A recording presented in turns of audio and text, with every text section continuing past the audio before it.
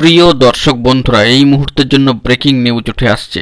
নিয়োগে এবার 3 সপ্তাহ সময়, সর্বোচ্চ ন্যায়ালয় সুপ্রিম কোর্টের কিন্তু নির্দেশ। এই মুহূর্তের জন্য জরুরি তথ্য উঠে আসছে, আর্জেন্ট ভিত্তিতে এই ভিডিওটা তাই আপনাদের জন্য ক্রিয়েট করতেই হচ্ছে। ভিডিওটিকে শেষ পর্যন্ত ওয়াচ করবেন, কোনোভাবে স্কিপ করবেন না। চ্যানেলটিকে সাবস্ক্রাইব করে সঙ্গে থাকবেন। চলুন কথাবার্তা না বাড়িয়ে আমরা মূল টপিকে ফোকাস করি।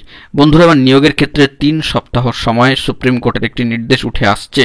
তো এই প্রসঙ্গে জানিয়ে রাখা দরকার যে রাজ্যের 17টি বিশ্ববিদ্যালয়ে উপাচার্য নিয়োগে কার্যত 3 সপ্তাহ সময় এবার বেঁধে দিল সর্বোচ্চ ন্যায়ালয় সুপ্রিম কোর্ট।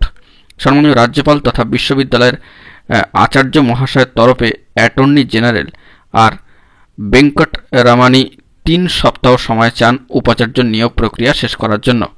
তো সেই দিক থেকে তিনি বলেন যে 17টি বিশ্ববিদ্যালয়ে উপাচার্যের নাম চূড়ান্ত হয়ে গিয়েছে, বাকি 17টা নিয়ে সামান্য মতপার্থক্য রয়েছে। এরপরই উপাচার্য নিয়োগ প্রক্রিয়া শেষ করার জন্য মহামান্য আদালতের তরফে 3 সপ্তাহ সময় দেওয়া হয়, অত্যন্ত গুরুত্বপূর্ণ।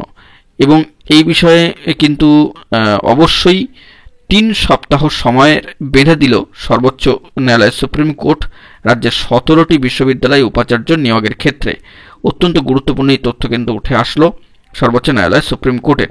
তো এখন এটুকুই। সকলে ভালো থাকবেন, চ্যানেলটিকে সাবস্ক্রাইব করে সঙ্গে থাকবেন। ধন্যবাদ।